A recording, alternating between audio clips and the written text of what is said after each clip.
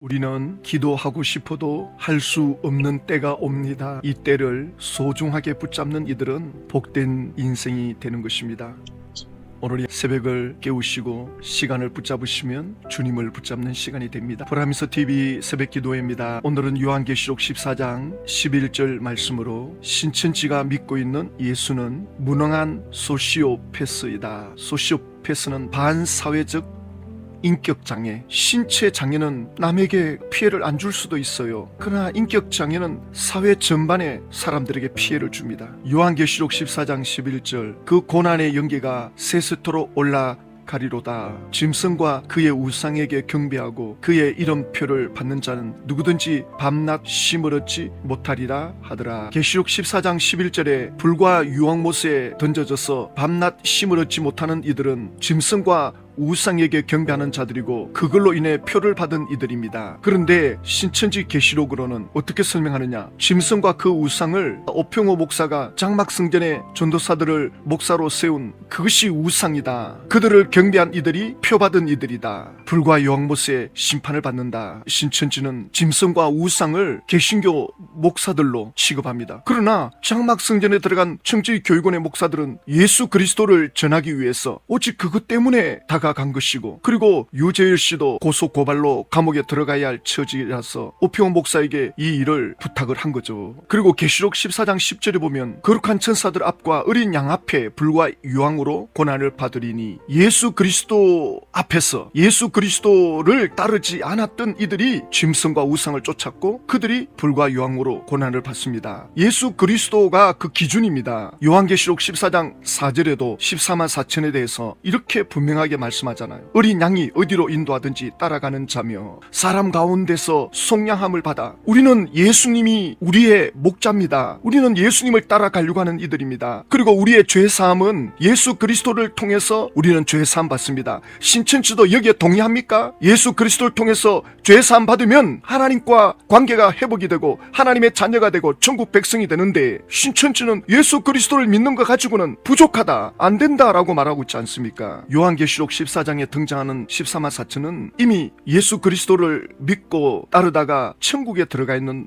장면입니다. 그리고 요한계시록 14장이 기록되는 이 상황은 로마 황제를 신격화하고 로마 황제 신전에 가서 우상 숭배를 해야 되는 그런 상황입니다. 로마 황제를 숭배할 때 그들에게는 특혜를 줍니다. 숭배하지 않는 이들은 불이익을 주고, 황제를 숭배하면 특권을 주고. 그래서 그 당시 역사 자료에 보면 로마 황제를 숭배할 때 어떤 특혜가 있느냐? 첫째는 지방 엘리트들의 정치적 출세의 수단이 됩니다. 지방의 유력자나 귀족들이 황제의 신전을 건립하거나 축제를 주최하고 황제 숭배에 적극적으로 나서면 로마 당국의 신임을 받아 지방 행정관이나 원로원 입성 같은 정치적 승진 기회를 얻을 수 있었습니다. 로마 신전에 가서 그 로마 황제를 하나님의 아들이다, 신의 아들이다, 우리의 구세주다, 우리의 주님이시다, 우리 죄를 용서해 주시는 분이다, 이 땅을 평화롭게 하는 분이다, 황제의 소식은 기쁜 소식, 요한겔리온 복음이다, 이렇게 고백하면서 신전에서 축제를 할 때 두 번째 주어지는 특권은 시민권을 줍니다. 특히 로마 제국 초기에는 황제 숭배 활동을 통해 로마 시민권을 받는 경우도 있었답니다. 지방 도시에서 황제를 위해 제단을 세우고 희생 제물을 드리는 행위는 로마에 대한 충성을 나타내는 방식으로 간주되었고, 이에 대한 보상으로 시민권이나 법적 혜택이 주어졌습니다. 그리고 세 번째, 네로 황제 같은 경우는 살아있는 황제를 신으로 숭배하라. 그리고 살아있는 황제이기 때문에 숭배 안 하면 즉각적으로 처벌을 내리는, 그러나 숭배하면 혜택을 주는, 그 혜택이 세 번째 경제적 혜택입니다. 황제 숭배 행사에 참여하거나 후원한 사람은 지역에서 세금 면제, 토지 사용권, 무역 특권 등의 실질적 혜택을 받을 수도 있었습니다. 황제 숭배 신전은 종종 지역 경제의 중심지였기 때문에 신전과 관련된 상업 활동에 관여한 사람들은 경제적 이득을 누릴 수 있었습니다. 그래서 빌립보나 고린도, 아테네 이런 지역에서는 신전을 서로 지으려고, 그러니까 로마 황제의 신전을 많이 지으면 지을수록 그 도시는 로마로부터 혜택을 받는 거예요. 그래서 어느 도시가 로마로부터 경제적 혜택을 받느냐? 신전을 얼마나 많이 세우느냐? 그래서 지금 또 유럽 곳곳에 그 흔적이 남아있죠. 네 번째는 사회적 명예와 지위 상승입니다. 황제 숭배 제전이나 의식에서 사제직을 맡은 것은 명예로운 일로 간주되었고, 이는 귀족 계층의 진입 의 발판이 되기도 했습니다. 황제의 숭배를 위한 기념비나 재단에 이름을 새기면 그 인물은 후대까지 기억되는 방식으로 사회적 지위를 영속화할 수 있었습니다. 이러니 신전에 가서 그 황제를 숭배하지 아니하면 도망 다녀야 되는, 숨어 지내야 되는 그런 신세가 되는 겁니다. 그래서 만든 것이 지하 땅굴 카타콤입니다. 지하 7층까지 내려갑니다. 이 벽이 전부 그 당시 죽었던 순교자들의 해골이고 뼈입니다. 장사를 지하에서 치룹니다. 여기서 삶을 살아요. 24시간을 땅속에서 삽니다. 잡히면 죽습니다. 이게 실제 사건입니다. 사람들이 그 시대에 그들이 겪은 고통을 전혀 생각하지 않고 계시록을 읽어요. 요한이 계시록을 기록할 당시에는 예수 믿으면 정상적인 삶을 살 수가 없습니다. 그러니 그 당시에 예수를 믿는다, 세상 사람들이 볼 때 미친 겁니다. 이 땅속에 들어가서 산다는데 이거 하자고 예수를 믿는다? 그러니까 예수님이 어떤 분인지를 모르면 믿지를 못하는 겁니다. 그들은 예수님을 제대로 믿은 거죠. 천국을 제대로 믿은 것입니다. 지옥을 제대로 믿은 것입니다. 영혼의 때를 제대로 알고 믿은 것입니다. 지하 7층까지 내려가는 이 유적이 유럽 곳곳에 있습니다. 한 곳에 있는 게 아니라 도시마다 이런 것들이 있어요. 땅을 파고 들어가기 좋은 그런 토지를 가진 그 땅 속에 곳곳에 이런 것들이 지금도 관광지로 유적지로 있지 않습니까? 이러한 때에 요한계시록이 기록이 되는 겁니다. 이걸 간과하고 계시록을 읽으면 아무 의미가 없습니다. 신천지는 이거 무시해요. 신천지 총회장이 여기에 구경하러 갔다 그러더라고요. 뭐 나도 그 유적지에 가봤다, 총회장이 강단에서 나와서 말하는데 이 사람들이 어떻게 예수를 믿었는지 전혀 공감하지 못하는, 이것을 공감하지 못하면 계시록을 읽으나 마나합니다. 계시록은 이 고통을 겪는 사람들을 위해서 기록한 겁니다. 지금의 트리키에, 전에는 터키죠. 이곳이 바로 소아시아 7교회가 있었던 곳입니다. 그 남부 무라의 어느 비문, 비석이죠. 돌에 새겨진 글인데 지금도 그 비문이 남아있죠. 이렇게 기록되어 있습니다. 신적인 아우구스투스 카이사르, 로마의 초대 왕입니다. 그를 신의 아들, 땅과 바다의 임페라토르, 땅과 바다의 절대적 권세자, 절대적 영웅, 통치자, 온 세계의 은인이며 구세주, 신의 아들이다. 그러면 숭배해야죠. 바로 이 시기에 예수님은 요한에게 이 7교회 대표적인 교회입니다. 많은 교회들이 있었죠. 지역직마다. 교회가 오늘날처럼 무슨 건물이 있었던 게 아니고 다 지하교회고 가정교회고 숨어서 지내는, 겉으로는 교회가 보이지 않습니다. 그 흩어져 있는 지역마다 있는 그들에게 편지를 보내라. 지금 예수님 때문에 사느냐 죽느냐 기로에 서 있는 그런 상황입니다. 예수님이 요한에게 나타나서서 계시록 1장 11절에 이르되 내가 보는 것을 두루마리에 써서 에베소, 스무나, 버가모, 두아디아, 사데, 빌라델비아, 라우디게아 등 7교회에 보내라 하시기로, 요한계시록은 그 시대에 편지를 보내기 위해 기록된 계시록입니다. 계시의 내용이 있지만 편지입니다. 편지. 이걸 신천지는 무시하죠. 계시록 1장 16절에 그의 오른손에 7별이 있고 그의 입에서 좌우의 날선 금이 나오고 그 얼굴은 해가 힘있게 비치는 것 같더라. 예수님의 장엄한 모습을 보여줍니다. 별을 예수님이 붙잡고 있는 모습, 예수님의 입에서 좌우의 날선 금이 나온다. 예수님이 지금 모든 걸 심판하고 판단하고 모든 걸 밝히 보고 있다는 그 뜻으로 영광스러운 모습을 보여주는 거죠. 그러면서 예수님이 요한에게 너가 본 것은 내 오른손에 7별의 비밀과 또 7금촛대라. 신천지는 이 7별의 비밀, 대단한 비밀을 알고 있는 것처럼, 그런데 그 다음 말씀에 보면 그 7별에 대해서 설명해 놓고 있잖아요. 이게 비밀이 아니고 미스테리죠. 신비로움이죠. 내가 별을 붙잡고 있다. 7별은 7교회의 사자요, 7촛대는 7교회니라. 요한이 이게 도대체 무슨 장면인가 그랬는데 예수님이 너가 본 것은 7별의 비밀이다. 그러면서 7교회의 사자요, 영어 성경에서는 7교회의 사자를 천사로 표현하고 있습니다. 7교회를 내가 붙잡고 있다. 내가 7교회를 지금 보고 있다. 다스리고 있다. 지금 이 말씀을 하시는 거거든요. 자, 그러면 7별은 7교회의 사자요, 예수님이 왜 천사를 붙잡고 있다는 표현을 했을까? 많은 사람들이 이것 때문에 혼란스러워합니다. 그러니까 2000년 전 요한계시록이 기록될 당시 그 시대 속에 들어가 보지 않으면, 지금의 입장에서 이걸 이해하자면 혼란할 수밖에 없는 거예요. 지금 예수 믿는 사람들이 전부 땅 속에 들어가서 살아요. 예수 믿는 사람이 붙잡히기만 하면 짐승밥이 됩니다. 만약에 이렇다면 둘 중에 하나입니다. 예수를 포기하든지 아니면 땅 속에 들어가서 살든지 인간 취급을 못 받습니다. 이런 시대에 계시록을 기록해가지고 편지를 보낸다. 이것이 소아시아 지역에 들어가야 되는데 들어가는 동안에 그 두루마리가 로마 당국의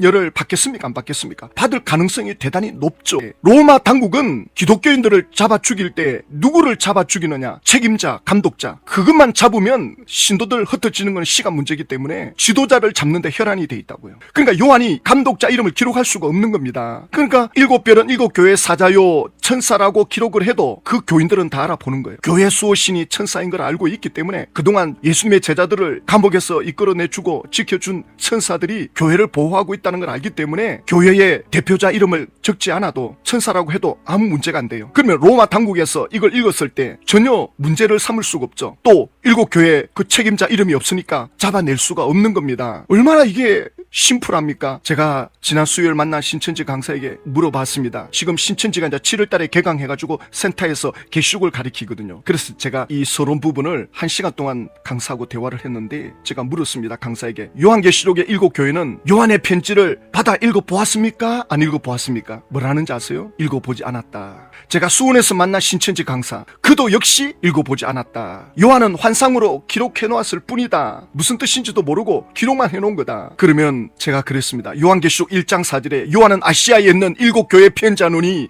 이제도 계시고 전에도 계시고 장차 오실 이와 그 보좌 앞에 있는 7영과 충성된 예수 그리스도로 말미암아 은혜와 평강이 너에게 있을지어다 라고 인사말을 하는데 삼위 하나님의 이름을 걸고 편지한다고 요한이 이렇게 편지 서두에 해놓고는 그래 그게 편지를 안 했단 말입니까? 그러면 요한이 이것을 기록하고 난 후에 어떻게 성경 66권에 들어오게 됐습니까? 그거는 모르겠다 그러더라고요. 강사님 알아보십시오. 계시록이 어떻게 66권 안에 들어오게 되었는지 요한이 그 시대 지역교회를 바라보면서 그 이름을 거론하면서 기록하는데 그래 이 계시록이 그 시대 사람들이 전혀 보지 않았다고요? 요한이 기록한 7교회 지금 그 흔적 있습니까 없습니까? 유적지가 있습니까 없습니까? 있다 그러더라고요. 지금 또 그 스무나 교회, 에베소 교회, 버가모, 두아디아, 사대, 빌라델비아, 라우디게아 교회 유적지가 있지 않습니까? 요한계시록 2장 3장의 내용과 그 지역에 있는 상황이 일치가 되는데 그때 로마 당국은 핍박을 했던 거 맞죠? 맞다 그러더라고. 로마가 핍박했다 그러더라고. 그러면 에베소 교인들이 이 편지를 못 읽어봤다고 생각합니까? 아 이건 환상으로 기록됐고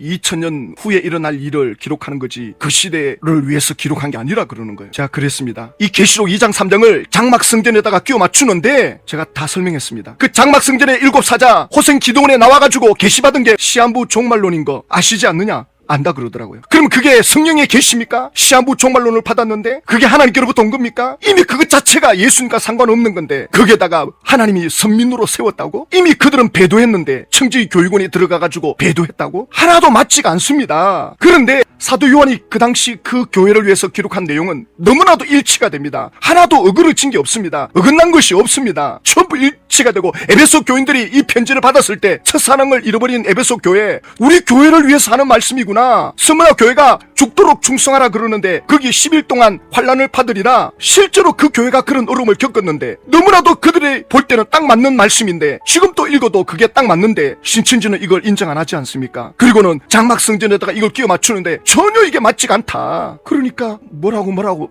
자꾸 주제를 바꾸는 거야 이제. 제가 그랬습니다. 베드로후서 3장 16절에 무식한 자들과 굳세지 못한 자들이 다른 성경과 같이 그것도 억지로 풀다가 스스로 멸망에 이르느니라. 왜 억지로 풉니까? 자기들한테 끼워 맞추려고 하니까 억지로 풉니다. 지금 계시록 2장 3장을 장막 성전에 끼워 맞추려고 하다 보니 억지라는 게 나오잖아요. 제가 그렇게 말했습니다. 저는 그 강사를 만날 때 많이 기도하죠. 성령님이 하시고자 하는 말씀을 하게 해주십시오. 제가 하고 싶은 말 해서 뭐가 의미가 있겠어요? 성령님이 하고 싶은 말씀. 다행히 하나님의 은혜로 지금 한 달 이상 매주 만나잖아요. 2-3시간 대화를 합니다. 저도 많이 들어주고 하는데 지금 소아시아 7교회는 예수님 때문에 순교를 당하고 있습니다. 또 그 예수님 때문에 배도를 해야 되는 실제로 그 당시 예수님을 떠난 사람들이 많았어요. 예수님이 전한 복음을 제자들이 받았고 사도 바울이 받았고 사도 바울과 제자들에 의해서 예수를 믿게 된 그 지역의 신자들 바울이 네로 황제 때문에 순교하고 베드로가 네로 황제 때문에 순교당하고 그걸 보면서도 예수 믿고 있는 저 신자들 예수님 때문에 지금 목이 칼로 베이고 짐승밥이 되고 불에 타 죽는데 예수님이 그걸 지켜보면서 한마디도 하지 않았다. 제가 신천지 수원의 강사에게 말했습니다. 예수님이 장난하느냐고. 예수님 때문에 지금 죽고 있는데 예수님이 그들에게 편지를 한 통도 보내지 않았다. 않았다. 그 지역에 편지를 보내라 예수님이 말씀했는데 이 편지가 거기에 들어가지 않았다. 예수님 지금 장난합니까? 그러니까 신천지 강사가 아니 뭐 예수님 장난하는 건 아니고, 아니 지금 보십시오. 이 사람들이 예수님 때문에 죽는데 예수님이 이들에게 편지하라고 했는데 편지가 안 들어갔단 말입니까? 예수님이 이렇게 무능합니까? 이렇게 말했는데도 강사가 그냥 듣고 있어요. 양심에 아무런 느낌이 없어요. 그런데 그 예수님을 신천지가 믿고 있다고요? 2000년 동안 예수님이 침묵하고 있었는데 2000년 동안 예수 믿는 사람들이 얼마나 많이 죽었습니까? 공산 치하에서 죽고 신사참배 안 한다고 죽고. 그런데 그들을 지켜보면서 2000년 동안 예수님은 침묵하고 구원의 역사를 이루지 않았고 이제 와서 신천지에다가 계시록을 열어줘가지고 이 계시록을 깨달으면 구원받는다? 이건 미친 겁니다. 2000년 전 초기 기독교인들이 극심한 핍박을 받았던 이유는 로마 국가 공동체를 파괴하는 반역자들이었기 때문입니다. 기독교인들은 예수님을 하나님으로 주님으로 섬기는데 그것은 오직 예수님만 경배해야 한다는 그런 의미가 되죠. 그런데 만약 기독교인들이 예수님과 로마 황제를 같이 경배하고 섬겼다면 생명과 재산상의 해를 전혀 받지 않고 살 수 있었어요. 예수님도 섬기고 로마 황제도 섬기고 예수님 보고도 주님, 로마 황제도 보고 주님, 이렇게 하면 괜찮았어요. 로마 시대에 다른 나라 종교를 가진 사람들은 범신론 사상을 가지고 있기 때문에 그냥 뭐 아무 신이나 믿으면 되니까 그렇게 했습니다. 그러나 예수님 믿는 이들은 그렇게 할 수가 없는 거예요. 예수님이 절대적인 구원자인데 어떻게 거기 가서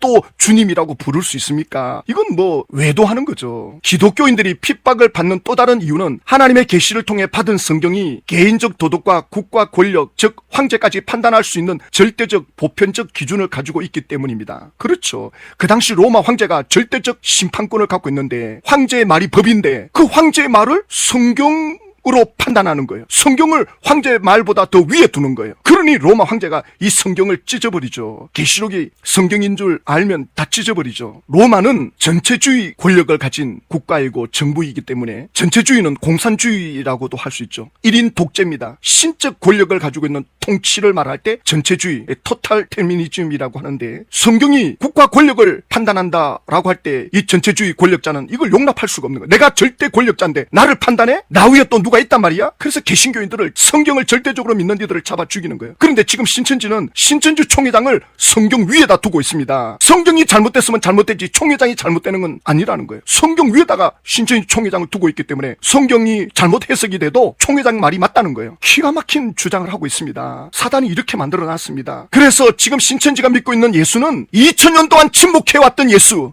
예수님 때문에 순교당하고 비참하게 죽어가는 그들을 지켜보면서도 편지 한 통도 보내지 않고 요한에게 기록해가지고 그대로 묻어둔, 전혀 간섭하지 않고 도와주지도 않는 예수, 그런 예수를 신천지가 믿고 있다고요? 이거는 무능한 소시오패스입니다. 소시오패스의 특징이 뭐냐면요, 거짓말을 해놓고도 눈 하나 깜짝하지 않습니다. 죄책감이 없어요. 상대의 감정에 무관심합니다. 공감 능력이 전혀 없습니다. 다른 사람이 아파하고 괴로워해도 아무 느낌이 없습니다. 피해를 줘도 미안해하지 않습니다. 책임감보다는 자기 합리화가 우선입니다. 네 번째, 언제나 자신이 옳다고 믿고 있습니다. 누가 비판하면 공격으로 받아들입니다. 다섯 번째, 타인을 수단처럼 이용합니다. 인간의 감정 아닌 도구로 취급합니다. 여섯 번째, 죄의식 없이 규칙을 어깁니다. 자기 마음대로 법을 어기는 거예요. 양심보다 이득을 따지는 그런 성향입니다. 일곱 번째, 자극적이고 충동적인 행동을 즐깁니다. 위험을 스릴로 여기면서 꺼리낌이 없습니다. 자기가 무슨 신이나 되는 것처럼. 지금 신천지가 믿는 예수님은 이런 인격이라고요. 2000년 전에 예수님 때문에 제자들이 전하는 그 복음을 듣고 그 믿음을 지키는데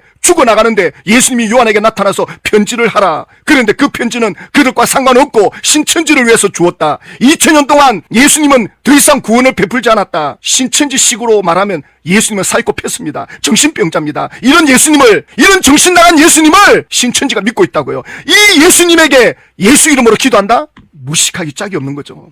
이런 예수님을 신천지가 믿고 있다고요? 2000년 전에 예수님을 따르는 이들을 다 쳐버렸는데 신천지 총회장 사망하면 조금 정신을 차리실라나. 계시록 18장 19장 이게 전부 이거 거짓입니다. 신천지 교리는 전부 귀신의 가르침입니다. 그거 따라가면 마귀를 따라가는 길이고 불과 용못에 던져집니다. 그 우상 숭배했던 신천지 총회장, 그걸 가르쳤던 지파장 강사들 전부 밤낮 괴로움을 당합니다. 이 때가 옵니다. 영혼의 때가 금방 옵니다. 살아있는 사람들도 교만한데 죽지 않는다 했을 때 얼마나 교만하겠습니까? 인간은 죄로 인해서 육신은 죽지만 우리 영혼은 예수님을 통해서 예수님처럼 부활합니다. 예수님은 2000년 전 그 소아시아에 핍박받던 그들을 위해서 눈물을 흘리신 분입니다. 예수님은 그 모든 걸 심판하시고 로마를 무너뜨리고 로마에서 기독교 국가로 만들어 버리잖아요. 예수님은 그렇게 간섭하신 분입니다. 신천지가 믿는 예수는 우리 개신교가 믿는 예수하고는 180도 다릅니다. 완전히 사이코패스 예수를 믿고 있습니다. 예수 믿는다고 말하는 신천지 분들은 다시 생각해야 돼요. 귀신에게 속고 있습니다. 마귀에게 속고 있습니다. 그래서 이거는 하늘에 있는 악의 영들을 상대하는 영적 전쟁입니다. 하나님 아버지,